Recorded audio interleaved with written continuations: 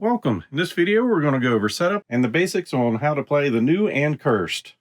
This is a deck building adventure game for 1 to 4 players, based on the graphic novel series of The Few and the Cursed.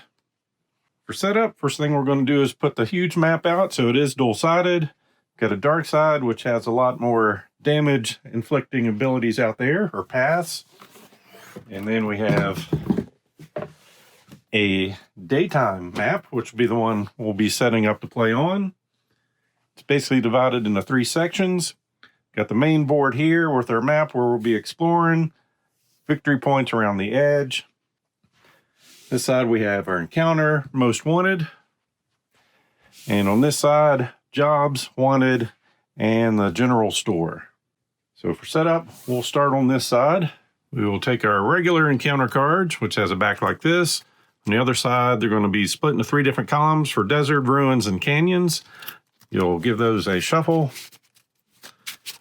and place those in the top spot. Then we have some cursed encounter cards with that backing. We're going to have a graphic and 3 different columns on that side. Go ahead and shuffle those. As for our wanted cards and most wanted, we're going to take the ones that are dual-sided. There's 4 of those. We'll set those to the side for now. They go on the other side of the board. We're going to take the 4 monsters. It's going to be the White Demon, Wendigo, this snake-looking creature, and Crow Prime. These are the big monsters that has miniatures for the game. Give them a shuffle, and then just place them randomly on the bottom. Then we'll take the rest of the wanted cards, give them a shuffle, and we're going to place those, just deal those out, and create those stacks. Then we're going to flip over the top in each column. And then jumping to the other side of the board with our dual-sided cards. It doesn't really matter where they are. You can shuffle or randomize which sides they flip out. But we're just going to put those out in these 4 spaces around here. We have job cards that have this back. Look like this on the other side. Give those a shuffle. Place up at the top. So we've got our deck and discard pile. Then setting up the store. Back on those cards, give them a shuffle. Then we'll go down here. You've got a deck, discard pile, and then we'll be flipping over 3 of those. So you can see what they generally look like on this side. Then we have artifact cards. Just want to have them somewhere next to the table, along with our big stack of upgrade cards. So these are not going to have a colored border around the edge. The ones that do have a border around the edge are either going to be your artifacts or starting cards. So these will be shuffled however you do that and placed somewhere off to the side of the board. Then the actual artifacts come in groups of 3 with 4 different colors. Just doesn't matter. We're going to put all the artifacts of a certain color on the corners at the named locations. And if you're playing a 2 or 3 player game, you will remove 1 random artifact from each area and just return those back to the box. Then each player will select a character to play. So you've got 4 characters. They all have different starting decks and a little bit different stats to get started with. So we'll just go with Redhead. So you can see here we've got a spot to put our deck, discard pile, jobs, completed jobs. Got 2 hands worth of cards here and then 2 backpack items. This lets us know our starting money. So in this game, water is our money. We start with 0. Start with 4 health, 2 ammo with a max of 4, and 0 cursed with a max of 4 on that. So along with our board, we're going to take our miniature. We all start in San Andreas. And we do have colored bases to put on our miniatures. So we'll take the 4 cubes of our color along with the purple and black. 1 goes on the board at 0, so this is our grit or victory points. The other 3 go on our starting stats, so we start with 4 health. You get 2 ammo and 0 cursed. Black is our threshold for our ammo, and purple is our threshold for curse before things get bad for us. So we'll get our starting deck of cards. So we've got the redhead on this side, lets us know we can spend 2 ammo to get +4 attack. We have a passive ability. You may attack a wanted bounty that is in adjacent space. We'll talk about that later. Then if we ever do get enough curse to be here or higher, we'll flip our card over. And we can spend 2 ammo to do 5 attack now, but we have a penalty. Once per round, you must spend a movement resource or suffer a damage. And that fits nicely in that space there. And as far as our starting decks, each of the characters has 10 starting cards, except Jebediah. He starts with just 8. You'll take all those, give them a shuffle, and draw a starting hand of 4 cards. So on our turn, this kind of helps us get our resources. So playing this card gets us +1 cursed, which is typically bad, but it's going to give us an effect. Get some money, get some movement, and of course some other cards, get some attack. Like I said, all the characters do have some different starting stats. You can see Jebediah starts with 4 money, 3 health, 3 ammo. Everyone has 0 curse to start with. Annabelle, 5 money, 2 health, 2 ammo, and 0 cursed. But her thresholds are 4 and 5, and 5 and 3 on Jebediah. Then here, he starts with 12 money, 3 health, 2 bullets, 0 cursed, but 2 and 3 for those thresholds. And as far as their cards, a little bit different on each of them. So -2 ammo for 3 attack. He has an action. Look at the jobs of another player. You may swap a job with him. And on his curse side, 2 for 2. Penalty, reshuffling your deck doesn't return you to San Andreas, but instead suffer a damage. So we'll get into what that means. And of course his cards. So movement and attack. And Maecenas, 2 ammo, 3 fight, has an action, gain 7 water or money. Penalty, 2 for 4. Once per round, you must spend a water or money to suffer a damage. And then his starting cards. And Annabelle's. So 1 for 1. Passive, cannot be robbed by other players, which is an action we'll get into here. 1 for 2 on her curse side. The penalty, you cannot attack or capture any crows. And her starting cards. And to finish her setup, each player is going to draw 4 jobs and keep 2 and shuffle the rest back into the deck. Due to my table space and reach, I've got some of these broken token card holders for these. So we'll deal 4 to each player. So we've got Annabelle set up down here.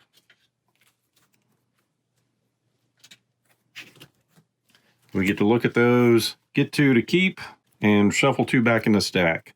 So what these are doing is requirements down here. So for this, I need to spend 5 movement. That's going to give me 2 money and 3 grit, or victory points. 3 movement, 1 money, 1 victory point. The end of every game, score 3 victory points for every job you've completed. And we need to have 6 cursed on us. Gets us 3 money and 5 victory points. So she's probably not going to be doing too many jobs, but getting 3 for every job we complete is kind of good. And she's probably going to end up getting cursed. So we'll get this job too. Put those face down there in their jobs. These will get shuffled back in. Annabelle does the same thing. Looking quickly at those. We'll just keep those for demo. And like I said, these get shuffled back in.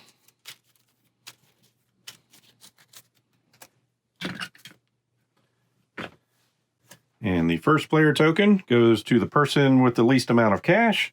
So that'll be the redhead. So that completes our setup. So as far as gameplay, there's 3 ways to play. There's competitive, 2 to 4 players. You're trying to get the most grit. Game ends in 3 different possibilities. Got the monsters out here. If they come out on the board and 3 of the 4 monsters are defeated, you finish the round and count victory points. Another way the game will end is if one of the monsters gets out and it travels back to San Andreas, that triggers the end game. And lastly, if all the artifacts from across the board are picked up, that triggers end game. So there is a cooperative mode. And basically in this one, depending on the number of players, you just start with 1 grit, and it tells you, so you start with 140 minus 20 per player. So 2-player game, you'll start with 100 grit. So whenever you gain grit, you'll add it to that 1 token around the board. And at the end of each round, depending on how much victory is over here, or grit, you'll reduce that. So if your grit gets to 0, you lose the game. And as a team, you're trying to defeat 3 monsters. And then, of course, there's a solo variant. There's 3 different ways to do that one. Basically, you need to defeat 3 monsters, collect 4 artifacts, and share space with one of the main monsters, which is Crow Prime, or this one is doing a whole bunch of different jobs. But setup is almost the same for all those, just little variations. So going for our round sequence, we have an improvise phase, a counter phase, actions, and then cleanup, and then rinse and repeat. So we've got a good reference on the back, going over our iconography, upgrade prices, something else you can do at the store. So we start with improvising. Look at the top 2 cards of the upgrade deck, add 1 to your hand, and discard the other. So for this phase, both characters can do this at the same time. So Redhead looks at 2 cards. So she can get -2 cursed, or -2 cursed and destroy this card to get -4 cursed. Or on this one, choose 2 attack, 2 money, and +1 cursed. And this early in the game, I'd probably take this one, put that straight to her hand, and this one gets discarded. And all the other players are doing the same thing. So for Annabelle, she might look at this and go, oh, I like a movement and -1 cursed. Or she might want to do an uppercut for 2, or destroy the card for 3 attack. We'll go with the movement. So that's improvising. The encounter step, if you're in San Andreas, you can either shop or visit the job board. If you're outside San Andreas, you draw an encounter card depending on your location. So since Red here doesn't have any money, she might as well look at the jobs. The way that works is you take 2 jobs. You can choose 1 to keep and discard the other. So at the end of the game, score victory for every $3 you have. And this one, you need to spend 2 attack, 2 movement. So we'll keep this one, discard the other. The other option you have when you do a job action is once you keep 1, you can then discard 1 just for the monetary value. You will not get the grit. So since she doesn't have money, she might want to get some for a later turn. We'll discard that one to get 3 money for her. And those tokens I have off to the side, but we've got 1s, 5s, and 10s. And this goes in player order. So now Annabelle will say she's going to the shop. So you can spend $1 to buy a bullet to increase this. You can spend 2 to increase your bullet capacity. You can spend 3 to increase your curse capacity, or spend 4 to increase your health. So those are all options with the money. You can also purchase any of the items in here. So they've got their purchase cost up at the top. And what they'll do, so once per round, I can exhaust this to gain a bullet. And it tells us the location it goes in.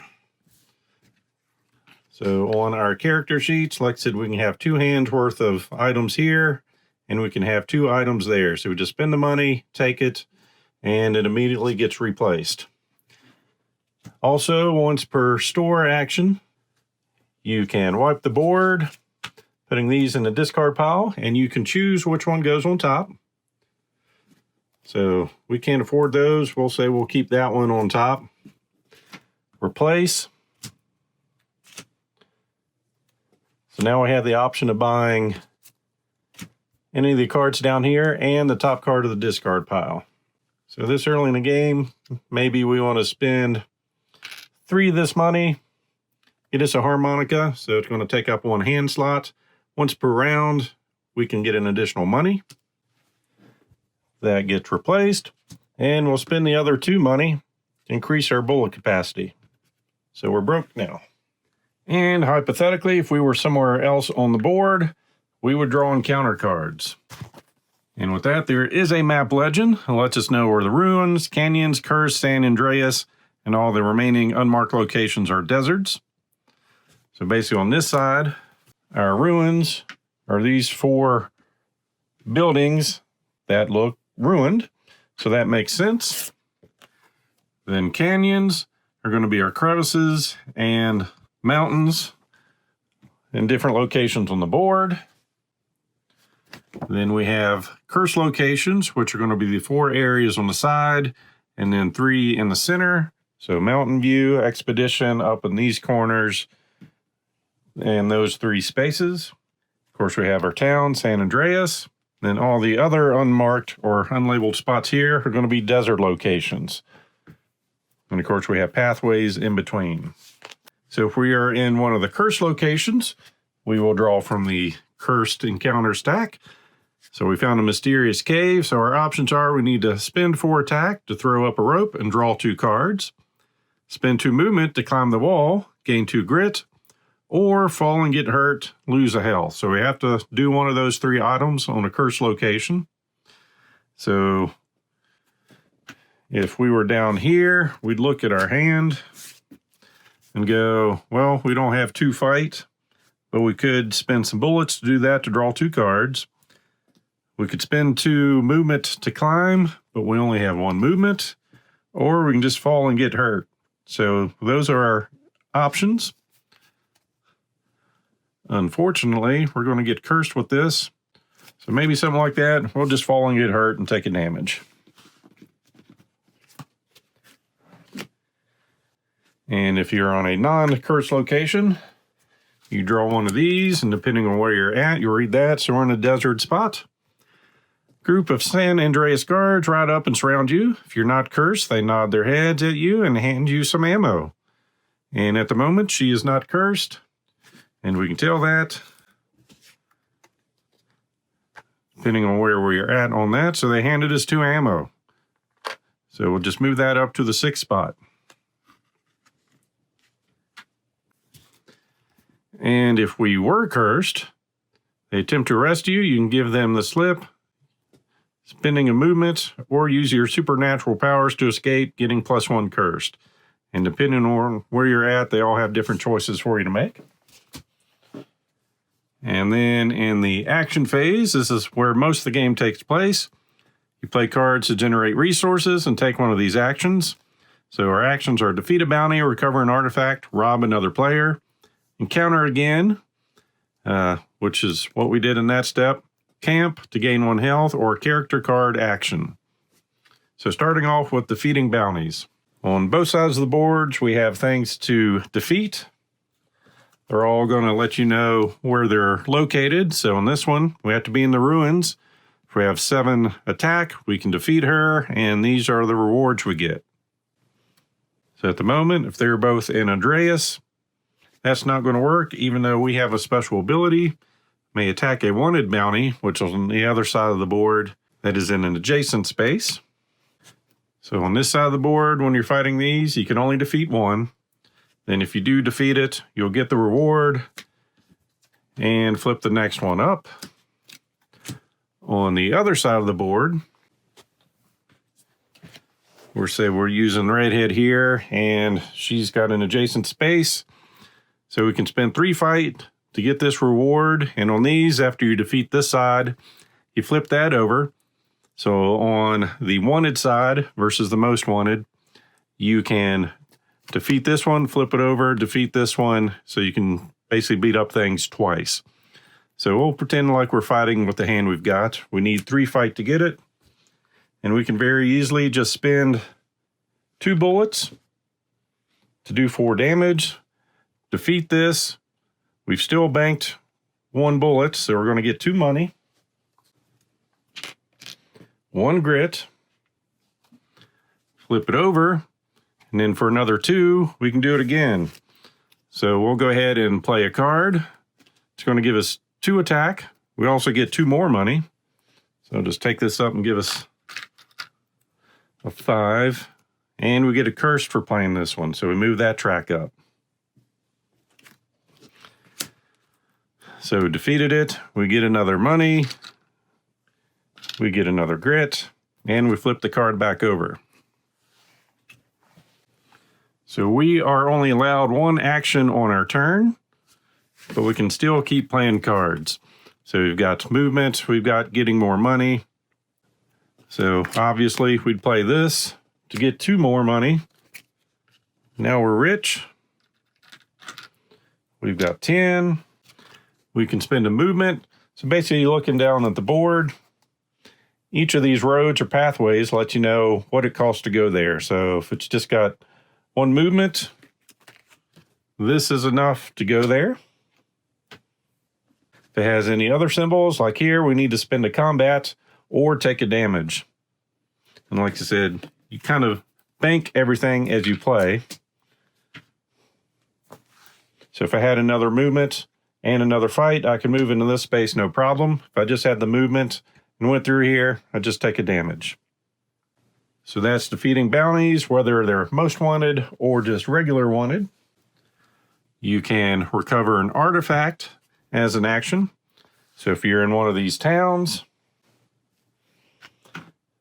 you can flip these over, which will reference our artifact cards. And you can choose to put one of those in your hand, and the other one just stays for someone else to get. So say we got this one. Goes to her hand. We still have plus movement, but we take a curse for doing it. So we can choose to play it or not play it, doesn't matter. And the victory points or the grit, this comes at the end of the game, not immediately. And you will also take the token. You can only have 1 artifact of each color. So I couldn't just sit here and keep picking those up. Just 1 from each location. Then we have robbing another player. So we'll pretend we are both at the ruins. We'll bring Annabelle in over here. So as an action, we need to at least double the health of the other player we're attacking with our attack. Right now we're at 2 health, so we need to create 4 attack. So we can play that for +2. And with her ability, spend 1 to get 1, so we can do that multiple times to get our 4 attack. Then we're going to increase our cursed by 2. We gain grit and money equal to their current health, which is 2. So that would move up. We made $2. And then the person we attacked loses a health. So we'll go over what happens at 0 health after we get through the actions. All right, so next on the list, we can encounter again, very simply. If we're in town, we can either do a job, go to the store. If we're elsewhere, we just draw the appropriate encounter card. Camping. So if we're doing a camp action, we take the cards in our hand, cards in our discard pile, and cards in our deck, and shuffle them all together. And what this does is, during the cleanup phase, which we'll go over next, for shuffling, we do not go back to San Andreas. And then lastly, if we had a character card action, we could do that. So if we were playing with him, we could just do an action to gain 7 money, and he gathers that. So like I said before, you can only do 1 action on your turn, but you can keep playing cards and moving before and after your action. All right, so in the unfortunate event that you go down to 0 health, you immediately end your turn, you lose 3 grit, you go back to San Andreas, and you lose money equal to the number of spaces it took you to get back there. So in this case, 1, 2, 3. Fortunately, we had enough, so we'd pay that off. If we didn't have enough, you lose a grit for each money that you could not spend to satisfy that. You'll then gain 3 health.